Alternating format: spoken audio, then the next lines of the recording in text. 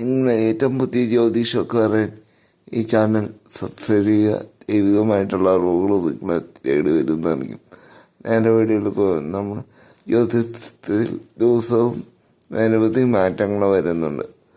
അതിൽ ഒന്നാണ് ഗജകേസരി യോഗം.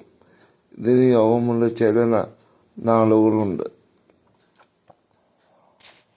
ചില ഗ്രഹങ്ങളിൽ മാറ്റം കൊണ്ടുവന്നു. മാർച്ച് 28-നാണ് ശക്തമായ ഗജകേസരി യോഗം കൊണ്ടുവന്നത്. മിഥുന രാശിയിൽ തന്നെ തുടരുകയും ചന്ദ്രൻ മിഥുന രാശികളിലേക്ക് പ്രവേശിക്കുകയും ചെയ്യുകയാണ് ഗജകേസരി യോഗം കൊള്ളുന്നത്. വ്യാഴം ചന്ദ്രനും ചേർന്ന് സൃഷ്ടിക്കുന്ന ഗജകേസരി പല തരത്തിലാണ് ഗുണ അനുഭവം കൊണ്ടുവരുന്നത്. വ്യാഴം നിലവിൽ മിഥുന രാശി കടന്നു വരുന്നു. ഈ യോഗത്തിൻ്റെ സാധ്യത 3 രാശിക്കാർക്കാണ് പ്രയോജനപ്പെടുന്നത്.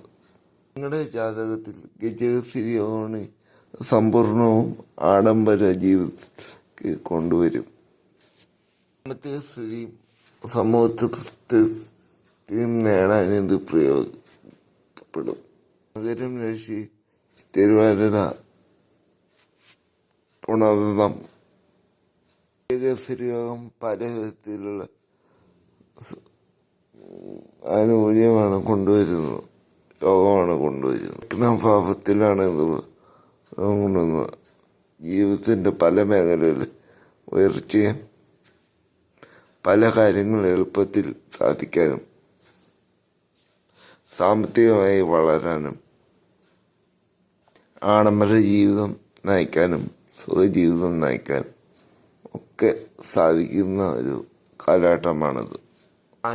ആത്മവിശ്വാസത്തോടെ എല്ലാ കാര്യങ്ങളും ചെയ്യാൻ സാധിക്കും. പൂർവിക സ്വത്ത് ലഭിക്കും.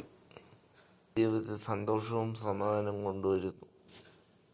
രാശിച്ച മകരം, പൂരം, ഉത്തരാടം എന്നീ രാശിക്കാർക്ക് ഗജകേസരി യോഗം നിരവധി സന്തോഷം കൊണ്ടുവരുന്നു. ജാതകത്തിൽ 6-ാം ഭാവത്തിലാണ് ഗജകേസരി യോഗം കൊണ്ടുവരുന്നത്. ശത്രുക്കൾ ക്ഷയിക്കുന്നു. അവർ നിങ്ങൾക്ക് മിത്രങ്ങളായി മാറുന്നു. പുതിയ തൊഴിലവസരങ്ങൾ നിങ്ങളെ തേടി വരുന്നു. ജോലി മാറ്റങ്ങൾ നിങ്ങളെ ഉന്നതിയിലെത്തിക്കുന്നു. സാമ്പത്തികമായി പ്രതിസന്ധി മാറുന്നു. വരുമാനം പല കോണിൽ നിന്ന് നിങ്ങളെ തേടി വരും. നിങ്ങൾ തേടി പോകേണ്ട ആവശ്യമില്ല.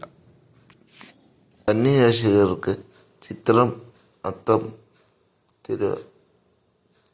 നക്ഷത്രക്കാർക്ക് ഗജകേസരി യോഗത്തിനുള്ള ടൈമാണ്.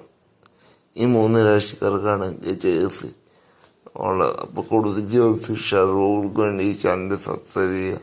മറ്റൊരു വീഡിയോ കാണാൻ ദൈവം എല്ലാവരും അനുഗ്രഹിക്കട്ടെ.